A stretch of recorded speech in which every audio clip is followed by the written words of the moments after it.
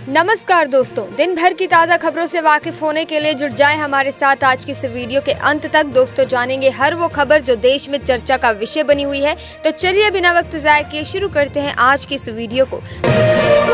सबसे पहली बड़ी खबर इस बात को लेकर दोस्तों चर्चा शुरू हो गई है कि क्या दुनिया को ईवीएम को छोड़ पेपर वोटिंग प्रणाली को फिर से अपना लेना चाहिए। मस्क ने एक्स पर अपने पोस्ट में कहा कि हम लोगों को इलेक्ट्रॉनिक वोटिंग मशीन को हटा देना चाहिए क्योंकि ईवीएम को मानव के अलावा आर्टिफिशियल इंटेलिजेंस के माध्यम से हैक किए जाने का जोखिम है। वहीं अगली खबर, भारतीय थल सेना, नौसेना और वायुसेना में युवाओं की अग्निवीर के तौर पर सीधी भर्ती की रक्षा मंत्रालय की अग्निपथ योजना को सैनिक सम्मान योजना तौर पर रिलॉन्च किए जाने की खबरों को केंद्र सरकार ने अफवाह बताया है। बता दें कि सोशल मीडिया वायरल फर्जी मैसेज में अग्निवीर भर्ती 4 की बजाय 7 साल और 25% की बजाय 60% को स्थानीय कमीशन के दावे किए जा रहे हैं।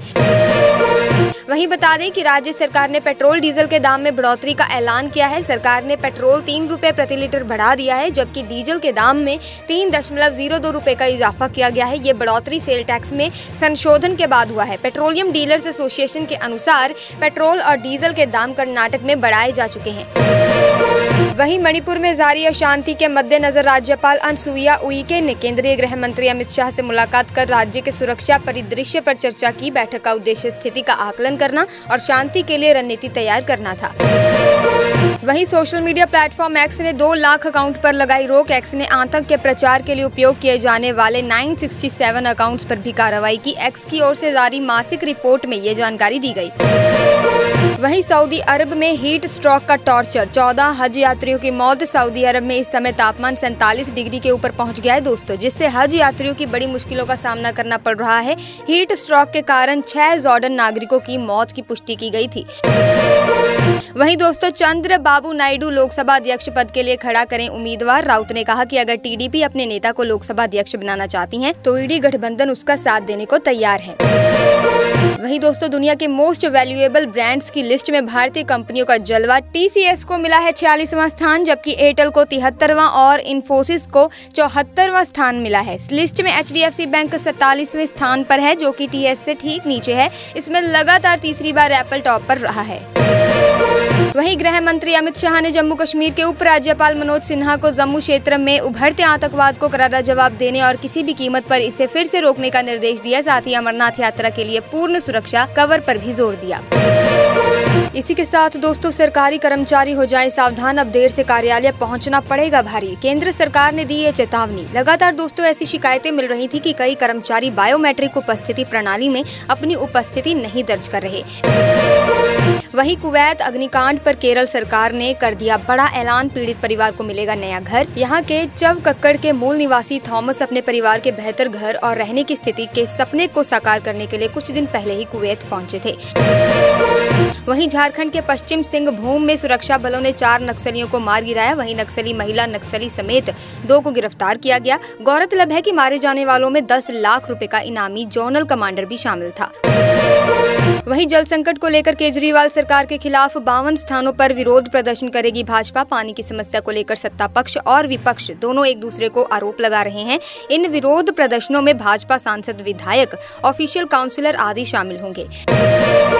वहीं झारखंड के किसानों के लिए बड़ी खबर है दोस्तों। राज्य के मुख्यमंत्री चंपई सोरेन ने बड़ा ऐलान किया है। मुख्यमंत्री ने कहा कि उनकी गठबंधन सरकार किसानों के 2 लाख रुपए तक के कृषि ऋण यानी कि एग्रीकल्चर लोन माफ और फ्री बिजली कोटा को बढ़ाकर 200 यूनिट करेगी। वहीं बांदीपोरा जिले के अरगाम वन क्षेत्र में कुछ गोलियों की आवाज सुनने के बाद सुरक्षा बलों का दस्ता मौके पर पहुंचा। इसके बाद सुरक्षा बलों ने इलाके को चारों तरफ से घेरकर तलाशी अभियान चलाया। जम्मू में 9 जून के बाद से एक के बाद एक रियासी, कठुआ और डोडा में 4 जगहों पर आतंकी हमले हुए। वहीं पाकिस्तान और आयरलैंड के बीच ग्रुप ए का मुकाबला खेला गया। दोनों ही टीमें सुपर 8 की दौड़ से बाहर हो चुकी हैं। दोनों ही टीमों का ये टूर्नामेंट में अंतिम मुकाबला था। पाकिस्तान ने रोमांचक मुकाबले में आयरलैंड को 3 विकेट से हराकर अपना अभियान खत्म किया।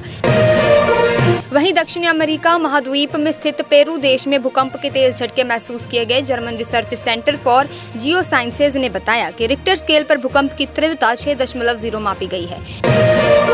वहीं खड़गे ने कहा कि संसद भवन भवन परिसर में महात्मा गांधी और डॉक्टर बाबा साहेब अम्बेडकर समेत कई महान नेताओं की मूर्तियों को प्रमुख स्थानों से हटाकर बिना किसी परामर्श के मनमाने ढंग से कोने में स्थापित कर दिया गया है। ये हमारे लोकतंत्र की मूल भावना का उल्लंघन है।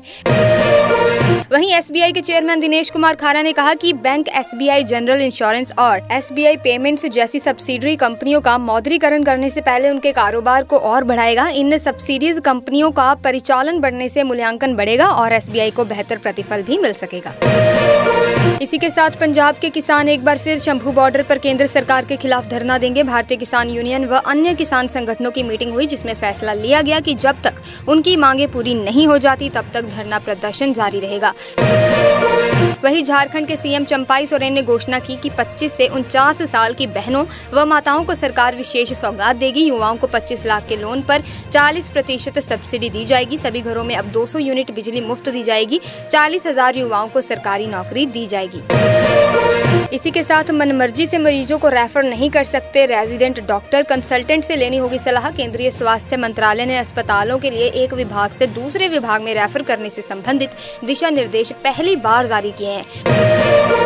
वहीं आखिरकार केंद्रीय शिक्षा मंत्री धर्मेंद्र प्रधान ने नीट परीक्षा में गड़बड़ी की बात स्वीकारी है। यूनियन एजुकेशन मिनिस्टर ने कहा कि नीट परीक्षाओं में कुछ गड़बड़ियां पाई गई हैं। 2 जगहों पर कुछ गड़बड़ियां सामने आई हैं। मैं छात्रों और अभिभावकों को आश्वस्त करता हूं कि सरकार ने इसे गंभीरता से लिया है।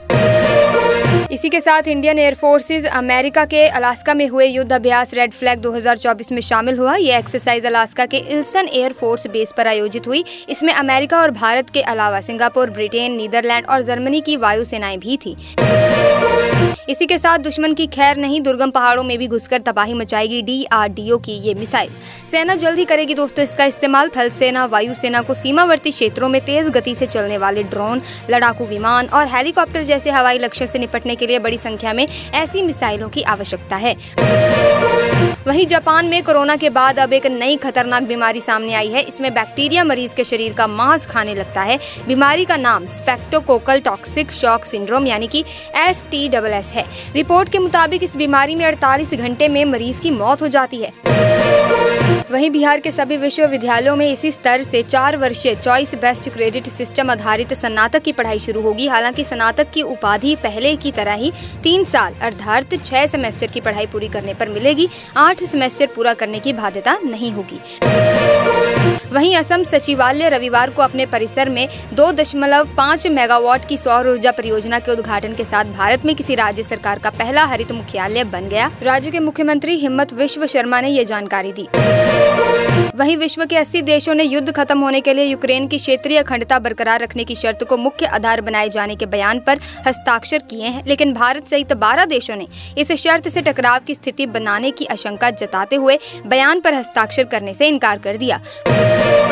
वहीं दुनिया का 8वां अजूबा चेनाब रेल ब्रिज बनकर तैयार। उत्तरी रेलवे ने बताया कि चेनाब नदी पर बने दुनिया के सबसे ऊंचे रेलवे पुल से ट्रेन यात्रा जल्द शुरू की जाएगी। रामबन जिले के संगलदान और रियासी के बीच बने चेनाब रेल ब्रिज का रविवार को व्यापक निरीक्षण किया जाएगा। वहीं दोस्तों छत्तीसगढ़ के ज्यादातर हिस्सों में भीषण गर्मी पड़ रही है। भीषण गर्मी को देखते हुए राज्य में स्कूल शिक्षा विभाग ने बड़ा फैसला लिया है। सभी स्कूलों में गर्मियों की छुट्टियों को बढ़ा दिया गया है। इसी के साथ दोस्तों खबरों का सिलसिला यहीं पर समाप्त करते हैं। वीडियो अगर आपको इन्फॉर्मेटिव लगी तो इस वीडियो को लाइक और शेयर जरूर कर दीजिएगा। इसी के साथ इसी तरह की और वीडियोस देखने के लिए चैनल को सब्सक्राइब करके बेल आइकन को प्रेस कीजिए ताकि नए वीडियोस की अपडेट आपको मिलती रहे। जल्दी मुलाकात होगी आपसे, तब तक के लिए थैंक्स फॉर वॉचिंग।